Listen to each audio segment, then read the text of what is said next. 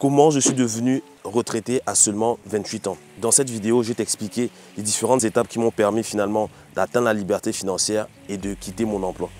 Reste bien jusqu'à la fin car franchement, ça va t'intéresser et je vais te donner toutes les étapes qui m'ont permis d'atteindre ce niveau-là.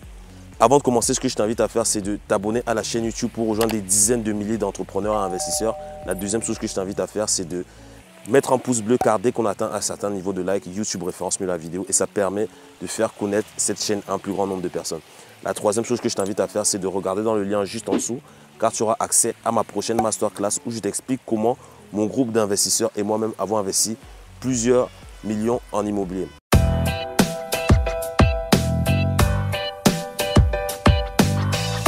Comme tu le constates, je suis toujours à Varadero à Cuba. Donc tu connais le rituel du matin. Lever du soleil avant de commencer la journée. Je suis ici quelques temps pour travailler à distance, donc je coordonne un peu toutes mes activités immobilières et sur internet d'ici, tout simplement avec mon ordinateur et mon téléphone. Voilà, ça me permet d'être en contact avec mon équipe en France, aux États-Unis et au Québec. Donc ce qu'on va faire, c'est que je vais aller m'installer et je vais t'expliquer tout ça tout de suite. Alors, comment je suis devenu libre financièrement? Dans cette vidéo, je vais vraiment t'expliquer, voilà, je vais faire un peu une rétrospection et te raconter un peu mon parcours si tu ne me connais pas. Alors, moi, je suis né et j'ai grandi au Cameroun. Donc, de 0 à 18 ans, j'ai vécu au Cameroun. Voilà, j'ai eu une enfance franchement formidable. J'ai des parents qui m'ont transmis les bonnes valeurs et qui ont toujours été là pour voilà, répondre à mes besoins. J'ai une excellente éducation scolaire, etc. Donc, ça serait te mentir de dire que je pars de loin, que voilà, non, c'est faux. J'ai eu un parcours classique. J'ai eu une enfance normale, comme la plupart des enfants en fait.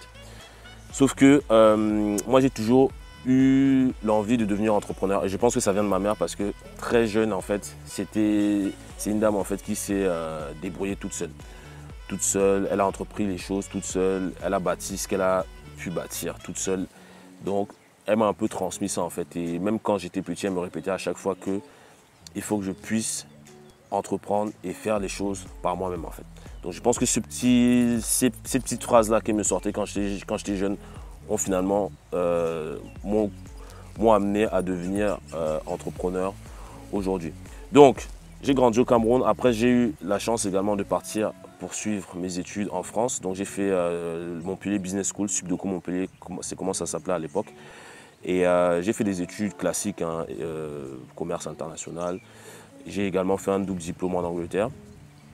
Et à l'époque, en fait, j'ai été confronté à une problématique de visa. Donc, je ne savais pas si je devais revenir en France ou si j'allais continuer en Angleterre. Et j'ai eu la chance, en fait, à l'époque, d'être hébergé par un ami à moi, enfin mon meilleur ami, dont la sœur, en fait, avait fait des démarches pour le Canada. En fait, c'est même pas sa sœur, c'est son mari. Donc lui, il avait vécu au Canada et quand moi j'ai vécu chez lui, j'ai tout simplement entrepris ces démarches-là. En fait, le fait de les avoir côtoyés m'a donné l'idée en fait d'entreprendre des démarches pour le Canada. Donc j'ai fait la demande de résidence permanente pour le Canada. Et bon, finalement, je suis resté en France, j'ai fait un master à Dauphine. Et j'ai travaillé pendant plusieurs années dans un cabinet d'audit et de comptabilité. Puis, là, il est venu le moment où j'ai commencé à m'intéresser à l'immobilier. Alors, j'ai commencé à m'intéresser à l'immobilier très jeune déjà parce que j'ai été frustré par les problèmes de logement que j'ai eu. Donc, la première chose que je me suis dite, en fait, dès que j'allais commencer à travailler, c'est d'acheter mon appartement. Car je ne voulais plus dépendre de quelqu'un ou d'une résidence universitaire pour pouvoir me loger, en fait. Donc, je me suis dit, la première chose que tu fais, Florian, dès que tu commences à travailler, tu t'achètes un appartement. Chose que j'ai faite, mais que j'ai fait de la mauvaise manière. C'est-à-dire, moi, j'ai voulu faire comme tout le monde et j'ai acheté ma résidence principale à un prix au-delà de mes moyens, en fait. Donc, pour t'expliquer, j'ai acheté mon premier appartement à côté de Paris et j'ai tout de suite tapé le maximum au niveau de mon taux d'endettement. Finalement, ça a été une expérience pas très bénéfique pour moi parce que tout simplement, ça me coûtait plus cher, en fait. Ça me coûtait plus cher et mon reste à vivre n'était pas très élevé. Surtout que j'avais derrière décidé d'investir, d'entreprendre, etc. Donc mon budget était très limité lorsque j'étais dans cet appartement-là. Ensuite, qu'est-ce qui s'est passé? C'est que je ne sais même plus comment, et c'est en relisant le livre Père riche, Père pauvre que je me suis demandé mais comment m'est venue l'idée de lire ce livre en fait. Et j'ai cherché. Et c'est un ami à moi qui s'appelle Cédric, c'est l'un de mes meilleurs amis aussi, salut à toi, qui m'a passé ce livre Père riche, Père pauvre de Robert Kiyosaki. Qu'est-ce qui s'est passé? C'est qu'il mettait, on a un groupe WhatsApp où il mettait des passages en fait de ce livre-là, et je voyais que ça avait l'air intéressant. Je lui ai dit, écoute, ton livre a l'air intéressant, est-ce que tu peux me le passer? Donc il m'a envoyé la version électronique. J'ai lu ce livre-là et ça m'a complètement retourné le cerveau en fait. Ça m'a complètement retourné le cerveau et j'ai compris que en fait, l'investissement immobilier, c'est un levier puissant qui peut me permettre justement d'atteindre la liberté financière. Et vu que je venais d'investir, je me suis dit, mais comment est-ce que je peux corriger le tir de ce premier investissement qui, pour moi, n'était pas un réel investissement. Et j'ai aussi eu la chance de rencontrer un collègue à moi qui s'appelle Ghislain, qui est ami, collègue et également un de nos participants, qui était dans la même démarche que moi, voilà, de vouloir un peu croître, avoir des choses à lui en fait, dans de son propre immobilier, etc. Donc, on s'est un peu motivé et franchement, en cette première année-là, ça a été la course entre lui et moi parce qu'on a multiplié les acquisitions en fait. Donc, la première année où j'ai commencé à investir, en 10 mois, je crois, j'ai acheté près de 6 biens immobiliers. Donc, c'était vraiment la course et c'était l'enfer dans le sens où les personnes qui font de l'immobilier savent de quoi je parle. Tu as des pics émotionnels qui font comme ça. Donc, et moi, quand je stresse, je perds beaucoup de poids. Donc, je me suis retrouvé à un moment avec moins 10 kilos, avec 10 kilos en moins. Donc, c'était assez impressionnant. Donc, j'ai commencé mes premières acquisitions. Voilà, j'ai fait des erreurs. Pourquoi? Parce que je ne m'étais pas bien formé.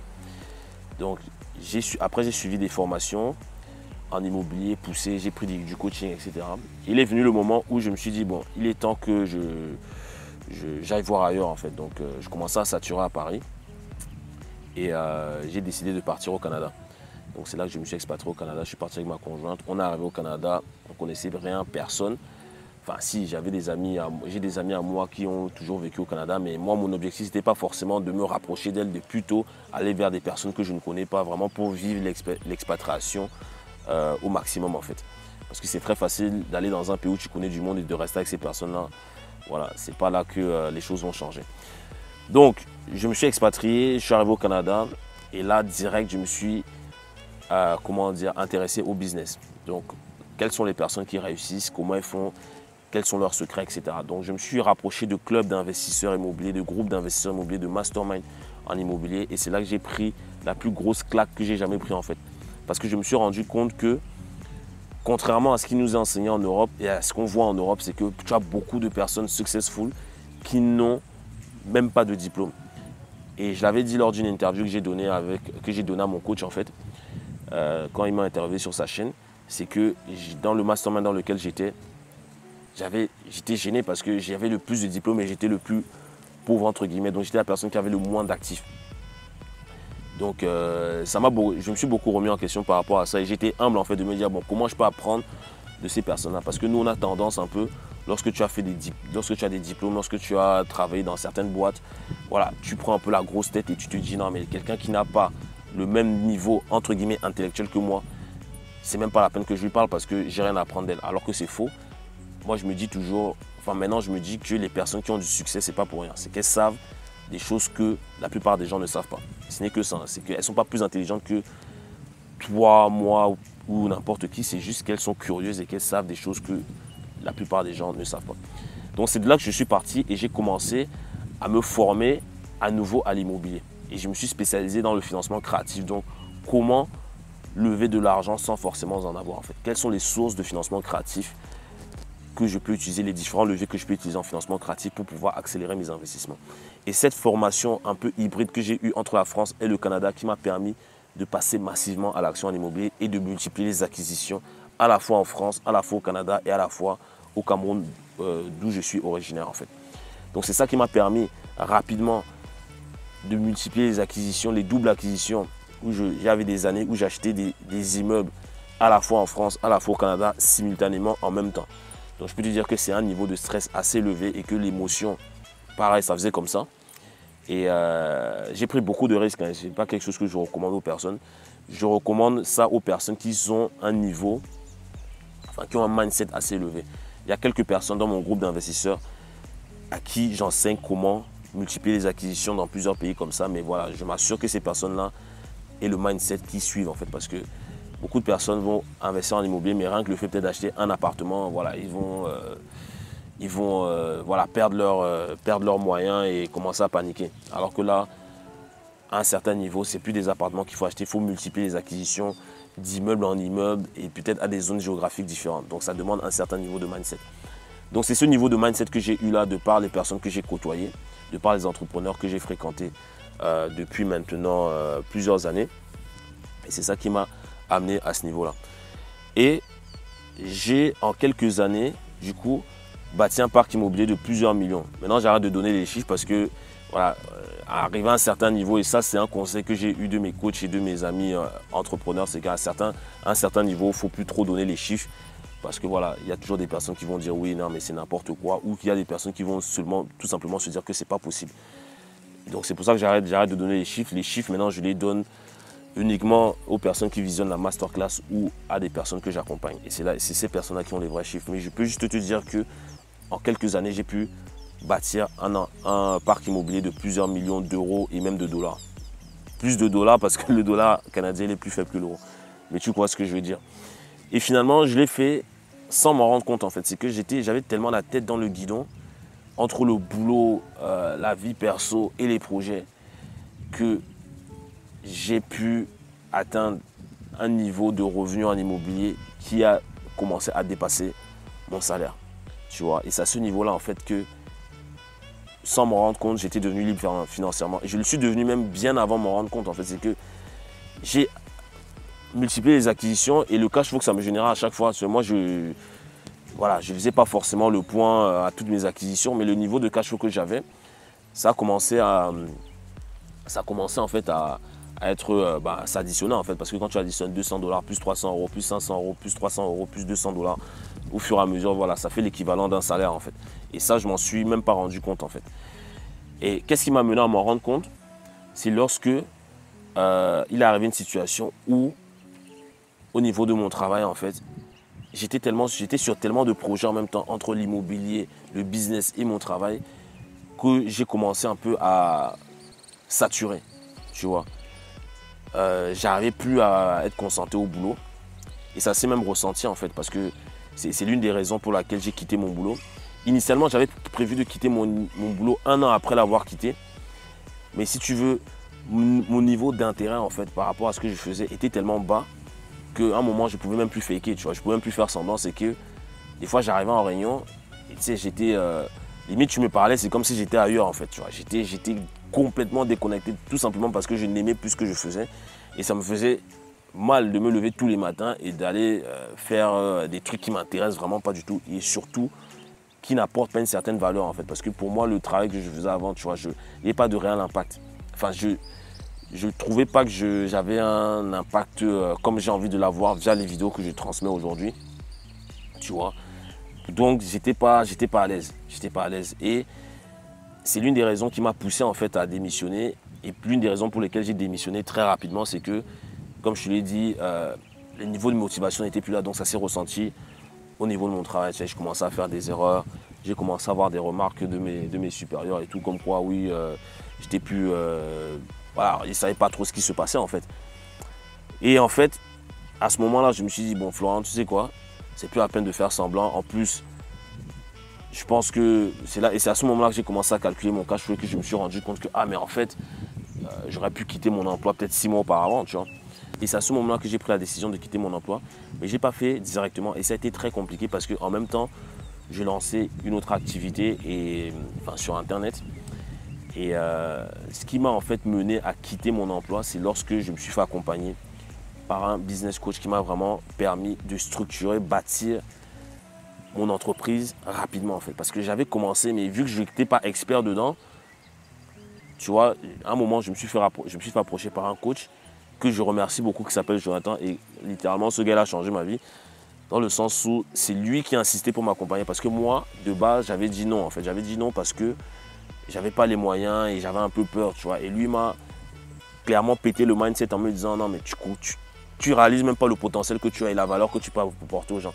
Et vu que moi j'avais envie d'avoir un réel impact sur les gens, quand il m'a dit ça et quand il m'a proposé de m'accompagner gratuitement dans un premier temps et que j'allais le rémunérer par la suite, voilà, ça a littéralement changé la donne par rapport à mes activités, tant en immobilier qu'en business en fait. Tant en immobilier qu'en business. Et en quelques mois, je suis passé de salarié à rentier, puis chef d'entreprise. Parce qu'avant de devenir chef d'entreprise, je suis devenu rentier sans m'en rendre compte. Et donc j'ai connu ces 3 étapes-là, ces 2 étapes supplémentaires, pardon, en même pas 3 mois. En même pas 3 mois, c'est passé, boum, très rapidement, tu vois. Donc c'est vraiment ça qui m'a permis de quitter mon emploi, de devenir rentier, retraité. Quand j'ai retraité, c'est pas que je me la coule douce à la plage comme tu le vois aujourd'hui, c'est que je travaille, tu vois, je suis chef d'entreprise. C'est juste que maintenant, je ne dépends plus d'une seule source de revenus, je ne dépends plus d'un salaire, je ne dépends plus d'un patron, je suis mon propre patron et j'ai également des personnes qui travaillent pour moi. Donc du coup, lorsque tu arrives à bâtir ce type de système grâce à l'immobilier, tu ne dépends plus en fait de personne en fait. Ton temps et ton argent est décoloré de tout. Il y a plus de... Tu n'as plus besoin de travailler fort ou de faire ce que tu n'aimes pas pour gagner ta vie, tu vois. Donc c'est vraiment ça. Et franchement, l'immobilier, c'est l'un des véhicules qui te permet d'atteindre ta liberté financière et finalement de réaliser tes objectifs.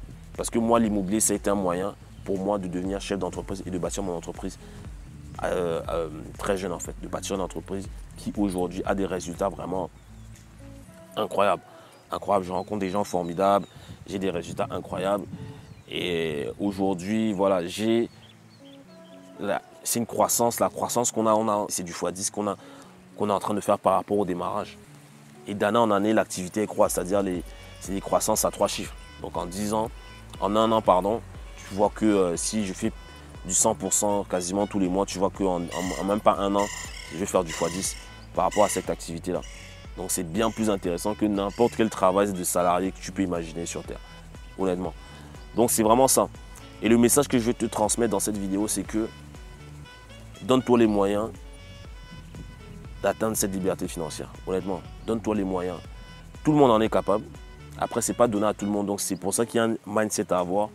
C'est qu'il faut que tu puisses aller à l'encontre de la masse en fait. Il faut que tu puisses aller à l'encontre des règles qui ont été fixées par tes parents, par l'école, par le travail, enfin par ton entourage finalement. Parce que la liberté financière, c'est fait pour les personnes qui vont à contresens. Donc c'est-à-dire qui ne font pas comme tout le monde. Tu vois. Je te donne quelques exemples comme ça qui me viennent à l'esprit, mais par exemple, la résidence principale, pour toi ou pour la plupart des gens, c'est le meilleur investissement. Acheter sa maison, c'est le meilleur investissement. C'est faux. Ce n'est pas un investissement. Il faut que tu investisses dans l'immobilier locatif qui te génère du cash flow, qui te génère du rendement tous les mois. C'est comme ça que tu vas atteindre ta liberté financière. Il faut aussi que tu n'aies pas peur du jugement des autres. C'est-à-dire, quand tu vas commencer à parler d'immobilier ou même de tes projets, tu auras toujours des personnes qui vont te dire « Ah, mais c'est n'importe quoi, c'est du bullshit, tu racontes la merde, nani, nanana. » Tu vois, il faut que tu fasses abstraction de ça en fait. Et c'est très difficile parce que si tes parents te disent que ce n'est pas une bonne idée, tu vois, ça peut te mener à passer à côté de ça. Tu vois, rapproche-toi plus de personnes qui ont eu des résultats et qui sont passées par là. Et c'est ces personnes-là qui vont te donner la roadmap à suivre. Tu vois, il faut aussi que tu puisses te dire dans ta tête que c'est possible. Et ça, c'est très important parce que ce soit l'immobilier, le business, et ça, c'est ce que j'ai appris avec mes coachs, c'est que c'est 80% dans la tête, 20%, c'est les stratégies en fait, la connaissance. Et aujourd'hui, la connaissance, c'est là partout sur Internet. Des vidéos comme des chaînes comme la mienne, il y en a plein. Après, moi, c'est différent, c'est que moi, mes vidéos, c'est vraiment, je te donne beaucoup de contenu, beaucoup de techniques qui sont même des fois... Moi, quand je vois ce qui se fait, des fois, ce que je te partage, surtout même en masterclass, c'est des choses que tu retrouves dans des formations payantes. Au-delà de ça, comme je te dis, c'est qu'il faut te dire que c'est possible en fait. Donc, il faut que dans ta tête, tu te dises que c'est possible et que c'est possible d'y arriver. Et ce n'est qu'en te disant que c'est possible et en te le répétant, en visualisant ça, que inconsciemment, tu vas mettre en place des actions qui vont te permettre d'atteindre ça, d'atteindre cette liberté financière. Tu vois. Et honnêtement, il faut voir grand. C'est-à-dire, il faut voir grand. Il faut se dire que, tu vois, moi aujourd'hui, mes objectifs ne sont plus... tu sais, je vais dire ça à quelqu'un qui travaille, ou je vais même dire ça à mon ancien patron, il va me regarder en mode, mais qu'est-ce que tu racontes? Pourtant, c'est des objectifs que je te garantis que je vais atteindre. Donc c'est pour ça que je t'invite à t'abonner à cette chaîne YouTube. Car tu vas voir au fur et à mesure ma masterclass, je vais la mettre à jour avec les nouveaux chiffres, avec les nouveaux objectifs, avec la nouvelle target. Et tu vas voir que ça n'a rien à voir avec ce que je m'étais fixé à la base, au commencement, tu vois. Et c'est un peu la même chose avec les personnes que j'accompagne. C'est que dans le cadre du coaching qu'on fait, c'est-à-dire je lève leur mindset au point où elles se disent que je peux aller plus loin.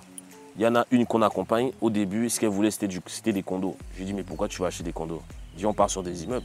Aujourd'hui, elle ne jure que par les immeubles. C'est-à-dire que tu vas lui parler de condos, elle va te dire, c'est même pas la peine. Il y a un autre qu'on a accompagné. En un mois, il a levé un demi-million. Tu vois, et je lui ai garanti que là, du coup, il a upgrade son programme d'accompagnement. C'est que moi, je lui ai dit, écoute, là, c'est que le début. Il n'y croyait même pas tellement, ça allait vite. C'est-à-dire, il a démarré le coaching en 3 semaines, boum, 555 000 $. Direct, avec du cash flow. Et en termes de cash flow, il a un SMIC. Tu vois. Et je lui ai garanti qu'avant la fin de l'année, il aura levé plus d'1 million. Et moi aussi, je te le garantis, tu verras les témoignages le moment venu. Donc, c'est vraiment ça. Donc, petite vidéo qui est un peu partie dans tous les sens, mais je tenais vraiment à te la faire et à te partager vraiment les différentes étapes qui m'ont permis d'atteindre la liberté financière à 28 ans. C'est juste pour te dire que ce n'est pas parce que j'ai atteint la liberté financière que je me repose. Je travaille tous les jours. C'est juste que j'ai plus l'impression de travailler parce que finalement j'aime ce que je fais. Et j'ai surtout le fait de ne plus avoir de contraintes hiérarchiques ou des contraintes géographiques ou des contraintes de temps surtout parce que c'est le temps qui compte. C'est ça qui fait la différence en fait. Et c'est à ce moment-là que tu peux aller très loin dans ce que tu as envie d'accomplir. Donc vraiment, et l'idée de cette chaîne, c'est vraiment de partager ça à un plus grand nombre de personnes, au maximum de personnes. Parce que crois-moi, c'est possible et tout le monde peut y arriver. En étant déterminé, tout le monde peut y arriver.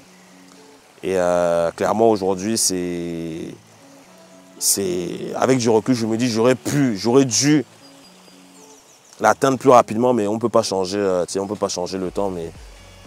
Et vraiment faire ce saut-là, ça a été une grosse étape dans mon parcours d'investisseur, d'entrepreneur, d'influenceur, de youtubeur, si tu veux, même si je ne me considère pas comme un youtubeur. Mais voilà, c'est ça. En tout cas, je te remercie beaucoup et je vous remercie aussi à tous pour les messages que vous envoyez, les messages d'encouragement. Il y en a plein qui suivent le parcours depuis un moment et ils sont témoins aussi de ce changement-là. Voilà. Et voilà, je remercie d'avance pour les commentaires, pour les pouces bleus, pour les dislikes aussi parce que ça fait avancer, comme j'aime dire. Et moi, je vous retrouve très prochainement, toujours à Varadero. Comme tu le vois, la vue, elle est magnifique. Et moi, je te dis à la semaine prochaine pour une nouvelle vidéo. Ciao.